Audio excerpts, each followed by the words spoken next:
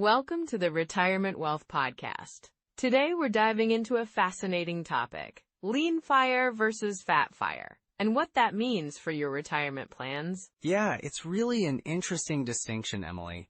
For many folks, it's not just about having enough to retire, but also about the lifestyle they envision. Exactly.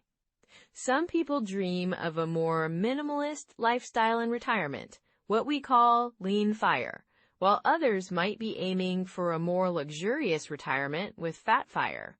And both paths have their pros and cons, right? It's important to understand what each one entails and how to align them with your financial goals. So we'll break down the differences between the two. Talk about how to figure out which one might be right for you, and really, what it takes to get there. Plus, we'll share some strategies for saving and investing that can help you achieve your desired retirement lifestyle, whatever that might look like. It's all about finding that balance, isn't it? Making sure your money works for you in the way that you want it to. Absolutely. So let's get into it and explore these concepts a bit more deeply, starting with what exactly lean fire means and how it can shape your retirement journey. You know, Emily, the conversation around lean fire and fat fire is especially relevant right now, with so many changes happening in the economy. I mean, just think about the inflation we've been experiencing. It can really impact how much money you need to retire comfortably. Absolutely, and that's something I hear from so many listeners. They're worried about not just having enough saved, but how much that money will actually be worth when they retire. It's crazy to think that what seemed like a solid nest egg a few years ago may not stretch as far today, right? Right, exactly. And then there's the whole issue of market volatility. With the stock market fluctuating so much, people are reevaluating their retirement strategies. They want to be sure their investments can weather those ups and downs. Yeah, I met someone recently who was planning to retire in the next couple of years, but with everything going on, she's now considering pushing that back.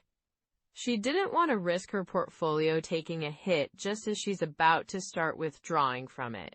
That's a common concern. A lot of folks are feeling the pressure to reassess their timelines, especially with rising healthcare costs. You know, healthcare can be a huge expense in retirement, and it's only getting more expensive. Definitely. I think many people underestimate those costs when they're planning. It's not just about your day-to-day living expenses, but also factoring in things like long-term care or unexpected medical emergencies. Exactly. And then you've got Social Security changes to consider. There's always talk about how it might be modified in the coming years, which can affect how much income you can rely on. It's a big piece of the puzzle. Right, and that's where the question of lean fire versus fat fire becomes really important. If someone is leaning towards lean fire, they might be banking on a smaller, more frugal lifestyle, but what if Social Security benefits aren't what they hoped? That's a valid point. For those who adopt a lean fire approach, it's crucial to have a solid understanding of their budget and how much they really need to live on. You know, I worked with a couple recently who had planned for a very minimalist retirement. They thought they could get by with a certain amount, but when we dove into their budget, we found they hadn't accounted for some of those rising costs, like healthcare. Oh, wow. So what did they do? Did they end up adjusting their plans? They did. We talked about the importance of not just looking at current expenses, but also projecting future needs. They realized that while they could live on less now, they might need to pivot to a fat fire strategy later on if their expenses increased, especially with healthcare. That makes a lot of sense, and I think it's also about the emotional side of financial security. The peace of mind that comes from knowing you have enough to cover your needs, especially when life throws curveballs, is huge. Absolutely. You know, I often tell my clients that retirement isn't just a financial journey, it's an emotional one too. I had another client who was all set to retire, but the anxiety over market fluctuations kept her up at night. We worked together to create a strategy that gave her more confidence, and it made a world of difference. That's such a good example. It's about finding that balance between what you need and what you want, and how you can make your money work for you in a way that aligns with your lifestyle. Definitely. And let's not forget about legacy planning. More people are considering what they want to leave behind for their loved ones, and this impacts how they approach their retirement savings. Some might lean toward a fat fire strategy to ensure they can leave a significant inheritance, while others focus on lean fire, prioritizing their own comfort and experiences. Right, and that's a personal decision that varies from one person to the next. But it's all tied to the current economic trends and how they feel about their financial future. Some people are feeling more optimistic, while others are more cautious. Exactly. And with the way the economy is shifting, it's essential for people to regularly evaluate their financial plans. It's not a one-and-done situation. They need to keep an eye on inflation, market performance, and their own changing needs. So true. It's a constantly evolving process. And you have to be flexible, right? The strategies that work today might need tweaking tomorrow. Absolutely. And that leads us to the core strategies that can help navigate these waters, whether you're leaning toward lean fire or fat fire. It's about being proactive and informed, so you can make the best decisions for your future. I can't wait to dive into those strategies. So, Emily, when we look at lean fire versus fat fire, one of the first things that comes to mind is how much you actually need to save and how you plan to invest those savings, right? Absolutely, David. And it's interesting because with lean fire, folks often aim for a lower annual spending level, something like $30,000 or $40,000 a year. It can really change the way they invest and allocate their assets. Right. They might be more inclined to lean heavily on index funds or low-cost ETFs to keep their expenses down. For example, if they have a $1 million portfolio, following the 4% rule, they would aim for about $40,000 a year in withdrawals. And on the flip side, with fat fire, people are looking for more of a cushion, maybe $80,000 or even $100,000 a year. So they might have a larger portfolio to support that lifestyle, right? Exactly. And that often means they need to be more strategic about their asset allocation. A common rule of thumb is something like a 70-30th portfolio, 70% in stocks, 30% in bonds. The stocks can provide growth potential, while the bonds help with stability, especially as they get closer to retirement. And speaking of stocks and bonds, how do you feel about using tax-advantaged accounts like 401ks or IRAs? Those accounts can be game changers when it comes to retirement savings. With a traditional 401k, you can defer taxes until withdrawal, which is great for accumulation. But with a Roth IRA, you pay taxes up front, and then your money grows tax-free. It's all about what works best for your situation, you know? Right. So if someone is aiming for lean fire, maybe they'll lean more toward a Roth IRA to take advantage of that tax-free growth, especially if they believe they'll be in a higher tax bracket later on. That's a smart strategy. But for someone targeting fat fire, they might want to contribute heavily to their 401k to reduce their taxable income now, and then later, when they start drawing from it, they'll manage withdrawal strategically to minimize taxes. That brings us to withdrawal strategies. The 4% rule is often discussed, but it's not the only approach. There's also the bucket strategy, right? Yes. The bucket strategy involves dividing your investments into different buckets based on when you need the money. For example, you could have a short-term bucket for the next few years, invested in cash or short-term bonds, and a longer-term bucket invested in stocks for growth. That makes a lot of sense. So, for someone planning to retire in their early 50s, they might need to ensure that their short-term bucket is robust enough to last until they can tap into their long-term investments. Exactly. And that's crucial because, if the market takes a downturn and you're forced to sell stocks to cover expenses, that can significantly impact your long-term portfolio. Yeah, nobody wants to sell at a loss. And then there's Social Security optimization. It's not just about when to take it, but how it fits into your overall strategy, right? Absolutely. The decision of when to claim Social Security can really affect your retirement income. If you can delay taking it until age 70, for instance, you can increase your monthly benefits significantly. So, for lean fire folks who might be relying on a tighter budget, it could be beneficial to wait until later to claim Social Security. But those aiming for fat fire might feel more comfortable claiming earlier, knowing they have other resources to draw from. That's a good point. And don't forget about the tax implications. Social Security can be taxed based on your other income. So if you're careful about your withdrawals from tax-advantaged accounts, you can minimize the taxes on your Social Security benefits. It's all connected, isn't it? And let's not overlook real estate. Many people consider it a valuable part of their retirement strategy. Definitely. For lean fire, owning a paid-off home can significantly reduce living expenses. But for fat fire, real estate can be a way to generate additional income through rental properties. Right, and managing those properties can be a job in itself. It's important to consider how much time and effort you want to commit. Yes, and then there are annuities. They might be more appealing for those pursuing fat fire, as they can provide a steady income stream and help mitigate the risks of outliving your savings. But they can come with fees and complexities, so it's crucial to understand the terms before jumping in. For sure, and when you're thinking about your overall asset allocation, diversification is key.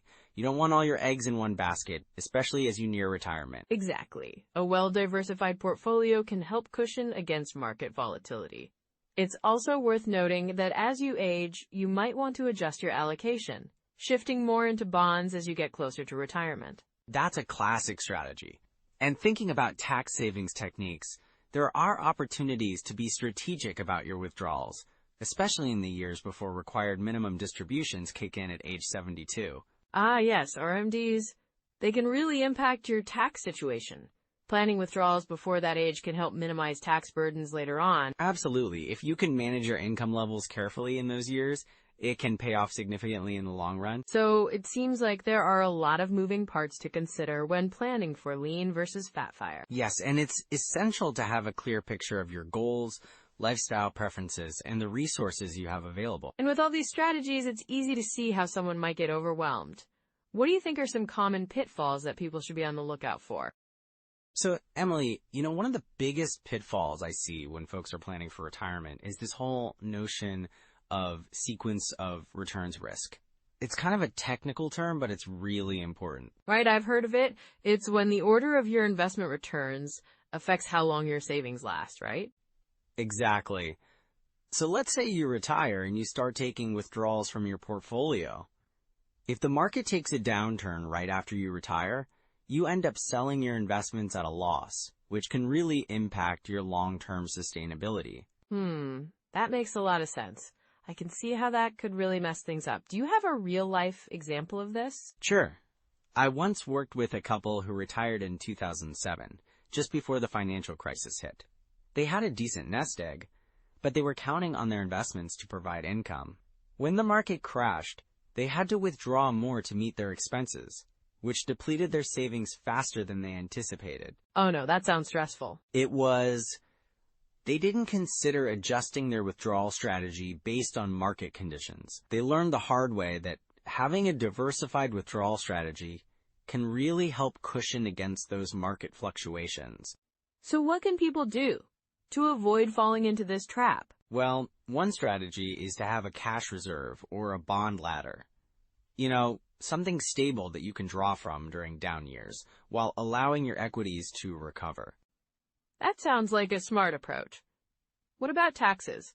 I've heard that can be a big oversight too. Absolutely.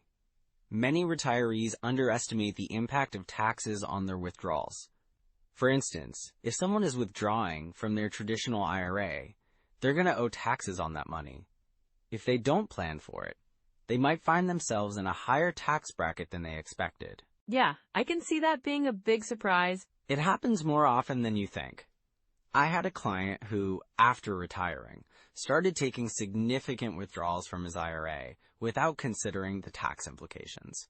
He ended up owing a lot more than he anticipated, which really squeezed his cash flow. Ouch! Did he adjust his strategy after that? He did. We worked on a more tax-efficient withdrawal plan, which involved a mix of taxable accounts, tax-deferred accounts, and even some tax-free options like Roth IRAs. It made a big difference for him going forward. That's a great example of how planning can change your situation. What about healthcare costs? I've heard that can really catch people off guard too. Oh, definitely. Many retirees underestimate their healthcare expenses. A common mistake is not factoring in long-term care costs or assuming Medicare will cover everything. Right, I've heard stories about how expensive long-term care can be. I had another client who thought he was fully covered by Medicare, but when he needed a nursing home, he realized that Medicare only covered a fraction of the costs. He was looking at thousands of dollars out of pocket each month. That's a tough situation. It really is. To avoid this, it's important to plan for healthcare costs early on. Consider options like long-term care insurance or setting aside a dedicated healthcare fund. Those sound like good strategies. I guess it's also important to think about how long you might live, too. Yes, longevity risk is another factor that's often underestimated. We're living longer than ever, which means you could be retired for 20, 30 years or more. If your savings are only meant to last for 20 years, you might run into trouble. Wow, that's a long time. How can people plan for that? A well-structured retirement plan should include an analysis of your life expectancy and how that aligns with your savings. Also, having a mix of income sources can be beneficial. Like Social Security, pensions, and investments, right? Exactly. However, one common mistake I see is people claiming Social Security too early. They might think that taking it as soon as they're eligible is the best move, but it can often lead to a reduced benefit over their lifetime. That's interesting. What should they consider before deciding? Well, it really depends on their individual situation. Factors like health status, life expectancy, and other income sources should all play a role. I've seen retirees who claimed early, only to realize later that delaying would have given them a much larger benefit. So it's about weighing the immediate need for income against the long-term benefits. Exactly. Taking the time to strategize around Social Security can make a significant difference in retirement income. What about asset allocation? I've heard that can be a tricky area too. Yes, it's essential to get that right. A common pitfall is being too conservative or too aggressive with investments. I had a client who was overly conservative, keeping most of his money in cash because he was afraid of market volatility. That must have limited his growth potential. It did. He missed out on significant gains during a bull market. On the flip side, I've seen people who were too aggressive and didn't adjust their portfolios as they got closer to retirement. So it's all about finding that balance, right? Exactly. Regularly reviewing and adjusting your asset allocation based on your risk tolerance and retirement timeline is crucial. This is such valuable information, David. I can see how easy it is to overlook these factors when planning for retirement. It really is. But the good news is that by being aware of these common mistakes and planning accordingly, people can take proactive steps to avoid them. So what's the next step for someone who might be facing these challenges? First, I recommend doing a comprehensive retirement review. Look at your current financial situation, your retirement goals, and any potential red flags. That sounds like a great place to start. Then, develop a tailored plan that addresses these issues.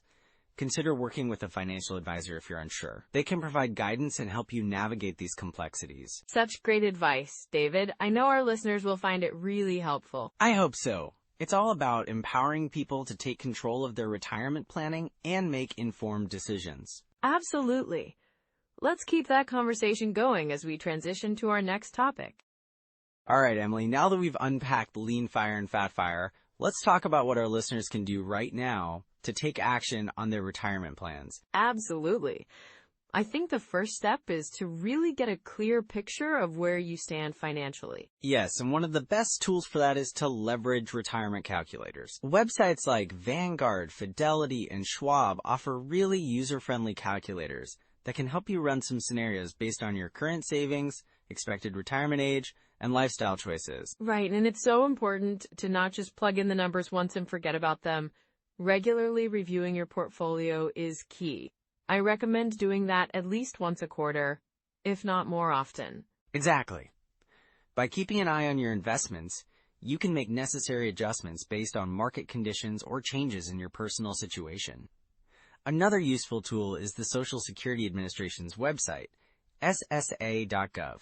It provides estimates on your benefits, which is crucial for retirement planning. That's a great point. Knowing what to expect from Social Security can really help you decide whether you're leaning towards lean fire or fat fire. Plus, there's tax software out there that can help you understand the tax implications of your withdrawals in retirement. Yeah, and understanding taxes can save you a significant amount of money in the long run. For those who are more tech savvy, there are financial planning apps that can help track your spending and savings goals.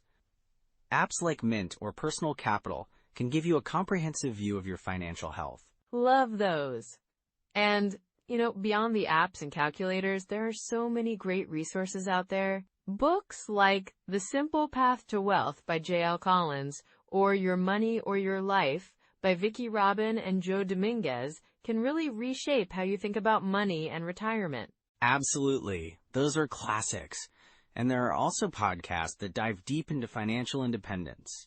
I recommend Choose FI. They cover so many topics around lean and fat fire. And their guests share real-life experiences that can be really motivating. And speaking of motivation, it's important to remember that it's never too late to improve your plan.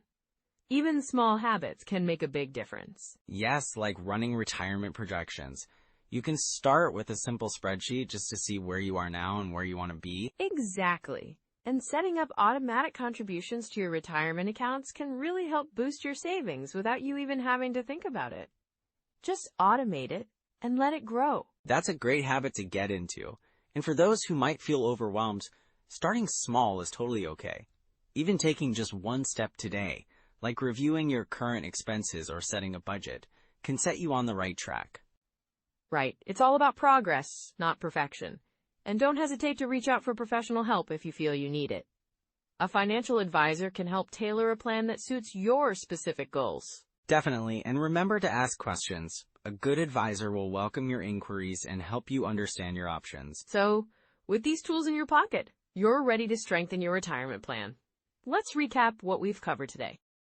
Well, Emily, as we wrap up this discussion on lean fire versus fat fire, I think it's worth highlighting a few key points for our listeners. Absolutely, David. First off, the distinction between lean fire and fat fire really helps clarify how much flexibility and comfort you want in your retirement lifestyle. Right, and for those looking at lean fire, it's all about that minimalist approach. You know, cutting costs and living a simpler life can be really freeing for some people. Exactly. And then there's fat fire, which offers a more lavish lifestyle. It's about enjoying those comforts and ensuring you have enough saved to do so. And let's not forget the importance of planning. Whether you're aiming for lean or fat fire, understanding your expenses and having a solid withdrawal strategy is crucial. Yes, and also, the earlier you start saving and investing, the more options you have down the line. It's all about what works best for you and your unique situation. Definitely. And as we think about building and protecting retirement wealth, it's important to stay proactive and informed. You know, being engaged in the process can really pay off. So true. And for everyone listening, we encourage you to take a moment to like this episode, subscribe to our channel, and share your biggest takeaway or any questions you might have in the comments. And if you know someone who's planning for retirement or already in it, share this episode with them. It could really help them think through their own fire journey. And just a little teaser for our next episode, we'll dive into how to avoid running out of money in retirement. That's definitely a topic you won't want to miss. Absolutely. It's going to be a great conversation. Thanks for joining us today, everyone. We hope you found this discussion helpful and inspiring. Take care, everyone, and we'll see you next time.